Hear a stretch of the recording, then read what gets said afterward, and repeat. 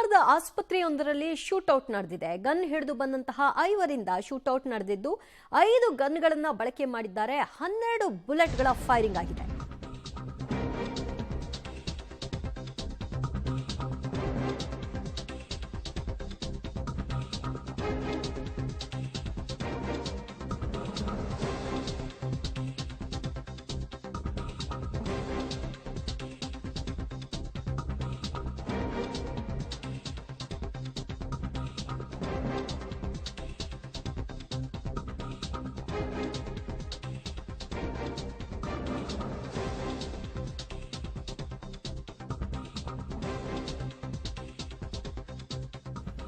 ಬಿಹಾರದ ಪಾಟ್ನಾ ಹಾಸ್ಪಿಟಲ್ನಲ್ಲಿ ನಡೆದಿರುವಂತಹ shootout 5 ಆರೋಪಿಗಳಿಂದ 5 ಗನ್ಗಳ ಬಳಕೆಯಾಗಿದ್ದು 50 ಸೆಕೆಂಡ್ನಲ್ಲಿ shootout ನಡೆದಿದೆ.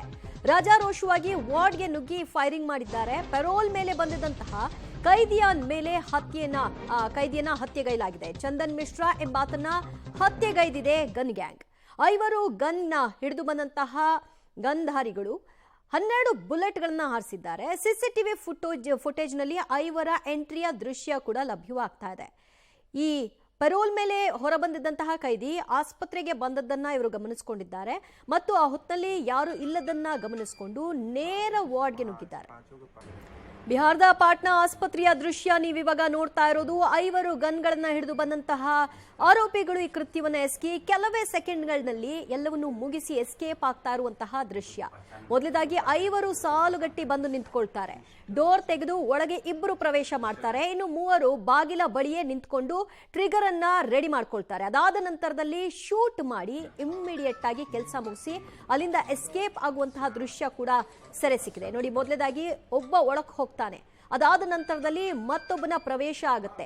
ಹಿಂದಿಂದೆ ಎಲ್ಲರೂ ಕೂಡ ಪ್ರವೇಶ ಪಡಿತಾರೆ. ಬಾಗಿಲ ಬಳಿಯೇ ಇನ್ನೂ ಉಳಿದವರು ನಿಂತ್ಕೊಂಡು ಶೂಟ್ ಮಾಡ್ತಾರೆ.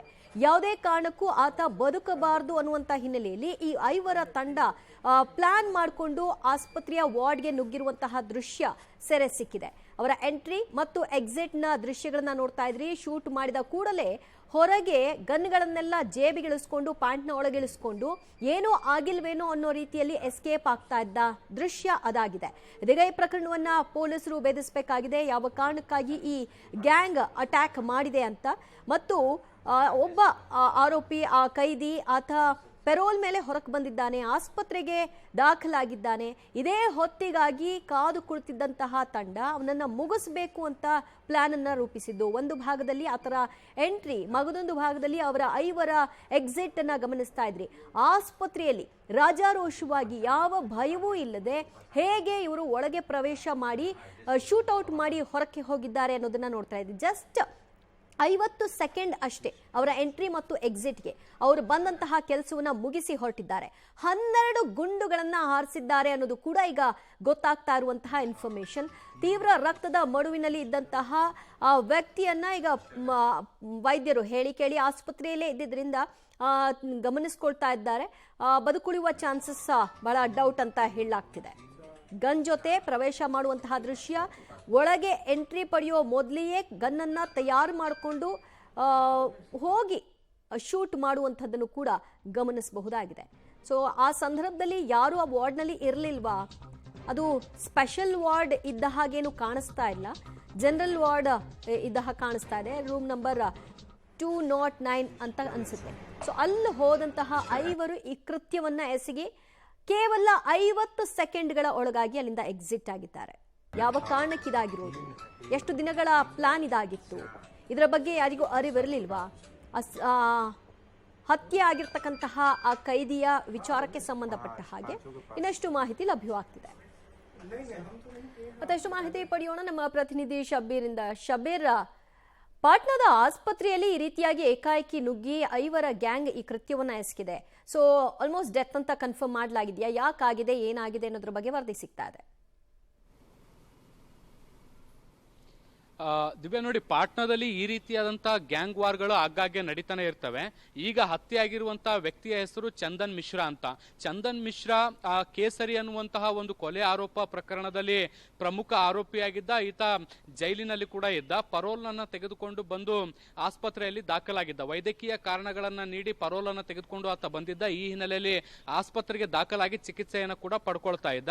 ಆದ್ರೆ ಇದರ ಆಪೋಸಿಟ್ ಗ್ಯಾಂಗ್ ಈ ಒಂದು ಹತ್ಯೆ ಮಾಡಿರ್ಬೋದು ಅನ್ನುವಂಥದ್ದು ಈಗ ಪ್ರಾಥಮಿಕ ತನಿಖೆಯಲ್ಲಿ ಗೊತ್ತಾಗ್ತಾ ಇರುವಂತದ್ದು. ಚಂದ್ರನ್ ಮಿಶ್ರಾ ದಾಖಲಾಗಿದ್ದಂತ ಆಸ್ಪತ್ರೆ ಪ್ಯಾರಾಸ್ ಏನಿದೆ, ಈ ಪ್ಯಾರಾಸ್ ಆಸ್ಪತ್ರೆಗೆ ನುಗ್ಗಿದಂತ ಕೆಲವೊಂದು ಅಪರಿಚಿತ ದುಷ್ಕರ್ಮಿಗಳು 5 ಜನ ಏಕಾಏಕಿ ವಾರ್ಡ್ಗೆ ನುಗ್ತಾರೆ. ವಾರ್ಡ್ಗೆ ನುಗ್ಗಿದ ಬಳಿಕ 5 ಜನರ ಬಳಿಯೂ ಕೂಡ ಗನ್ ಇರುವಂತದ್ದನ್ನು ಕೂಡ ನೀವು ದೃಶ್ಯಗಳಲ್ಲಿ ಗಮನಿಸಬಹುದು. ಈ 5 ಜನ ಕೂಡ ಏಕಾಏಕಿ ಫೈರ್ ಮಾಡುವಂತ ಕೆಲಸವನ್ನ ಮಾಡ್ತಾರೆ. ಒಟ್ಟು 12 ಬುಲೆಟ್ಗಳನ್ನ ಫೈರ್ ಮಾಡಿದ್ದಾರೆ ಅನ್ನುವಂಥದ್ದು ಕೂಡ ಗೊತ್ತಾಗ್ತಾ ಇರುವಂತದ್ದು. ಇದೆಲ್ಲವೂ ಕೂಡ ಕೇವಲ 1 ನಿಮಿಷದ ಒಳಗಡೆ ಎಲ್ಲವೂ ಕೂಡ ಮುಕ್ತಾಯ ಆಗಿರುವಂತದ್ದು. ಬರ್ತಾರೆ, ಫೈರ್ ಮಾಡ್ತಾರೆ, ಅಲ್ಲಿಂದ ಓಡ್ ಹೋಗ್ತಾರೆ. ಈ ಒಂದು ಫೈರ್ ನಿಂದ ಈಗ ಚಂದನ್ ಮಿಶ್ರಾದ ಪರಿಸ್ಥಿತಿ ತೀವ್ರ ಚಿಂತಾಜನಕ ಇರುವಂತದ್ದು. ಆತನನ್ನ ತುರ್ತು ಏನು ನಿಗಾ ಘಟಕದಲ್ಲಿಟ್ಟು ಚಿಕಿತ್ಸೆಯನ್ನು ಕೊಡುವಂತ ಕೆಲಸವನ್ನು ಕೂಡ ಮಾಡ್ತಿದ್ದಾರೆ. ಸದ್ಯಕ್ಕೆ ಚಂದನ್ ಮಿಶ್ರಾ ಸಾವು ಬದುಕಿನ ಹೋರಾಟದಲ್ಲೂ ಕೂಡ ಇದ್ದಾನೆ. ಆತನನ್ನ ಉಳಿಸ್ಕೊಳ್ಳುವಂತ ನಿಟ್ಟಿನಲ್ಲಿ ಪ್ರಯತ್ನಗಳು ಕೂಡ ನಡೀತಾ ಇದ್ದಾವೆ. ಆದ್ರೆ ಒಂದು ಪ್ರಶ್ನೆ ಇರುವಂತದ್ದು, ಈತನ ಮೇಲೆ ದಾಳಿ ನಡೀಬೇಕಾದಂತ ಸಂದರ್ಭದಲ್ಲಿ ಯಾರು ಕೂಡ ವಾರ್ಡ್ನ ಸುತ್ತಮುತ್ತಲು ಇರ್ಲಿಲ್ವಾ ಅನ್ನುವಂತ ಪ್ರಶ್ನೆ ಕೂಡ ಎದ್ದಿದೆ. ಇದಕ್ಕೆ ಸಂಬಂಧಪಟ್ಟಂತೆ ತನಿಖೆ ಕೂಡ ಆಗ್ಬೇಕಾಗಿರುವಂತದ್ದು. ಆದ್ರೆ ಮೇಲ್ನೋಟಕ್ಕೆ ಇದು ಗೊತ್ತಾಗ್ತಾ ಇರುವಂತದ್ದು, ಚಂದನ್ ಮಿಶ್ರಾ ಯಾರು ಈ ಒಂದು ಗುಂಡಿನ ದಾಳಿಗೆ ಒಳಗಾಗಿದ್ದಾನೆ, ಆತನು ಕೂಡ ಒಬ್ಬ ಕ್ರಿಮಿನಲ್ ಬ್ಯಾಕ್ ಗ್ರೌಂಡ್ ಇರುವಂತಹ ವ್ಯಕ್ತಿ ಆಗಿರುವಂತಹ ಹಿನ್ನೆಲೆಯಲ್ಲಿ ಈ ಎರಡು ಗ್ಯಾಂಗ್ಗಳ ನಡುವೆ ನಡೆದಿರುವಂತಹ ಒಂದು ಫೈಟ್ ಇರಬಹುದು ಅನ್ನುವಂಥದ್ದು ಕೂಡ ಗೊತ್ತಾಗ್ತಾ ಇದೆ. ದಿವ್ಯಾ, ಥ್ಯಾಂಕ್ ಯು ಶಬೀರ್ ನಿಮ್ಮೆಲ್ಲ ಮಾಹಿತಿಗೆ.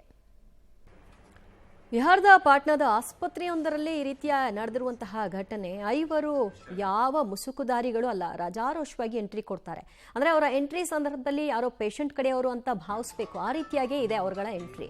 ಬಟ್ ವಾರ್ಡ್ಗೆ ಏಕಾಏಕಿ ನುಗ್ತಾರೆ. ಅವ್ರು ನೋಡಿ, ಆ ಚಂದನ್ ಮಿಶ್ರಾ ಎಂಬಾತ ಯಾವ ವಾರ್ಡ್ನಲ್ಲಿ ಇರ್ತಾನೆ, ಏನು ಎತ್ತ ಎಲ್ಲವನ್ನು ಕೂಡ ಪ್ಲಾನ್ಡ್ ಆಗಿ ಕಲೆ ಹಾಕಿ ನೇರ ಎಂಟ್ರಿ ಕೊಟ್ಟಿದ್ದಾರೆ. ಆ ಸಂದರ್ಭದಲ್ಲಿ ನರ್ಸ್ ಏನಾದರೂ ಇದ್ರಾ, ಅವ್ರಗಳ ಮೇಲೂ ಶೂಟೌಟ್ ನಡೆದಿದೆಯಾ, ಅಥವಾ ಕೇವಲ ಚಂದನ್ ಮಿಶ್ರಾನ ಮಾತ್ರ ಟಾರ್ಗೆಟ್ ಮಾಡಿ ಶೂಟೌಟ್ ಮಾಡಿ ಹೊರಗೆ ಬಂದಿದ್ದಾರಾ, ಇದೆಲ್ಲವೂ ಕೂಡ ಈಗ ತನಿಖಾ ಹಂತದಲ್ಲಿ ಗೊತ್ತಾಗಬೇಕಾಗಿದೆ. ಸದ್ಯ CCTV ಫುಟೇಜಲ್ಲಿ ಅವರ ಮುಖ ಚಹರೆ ಗೊತ್ತಾಗಿದೆ.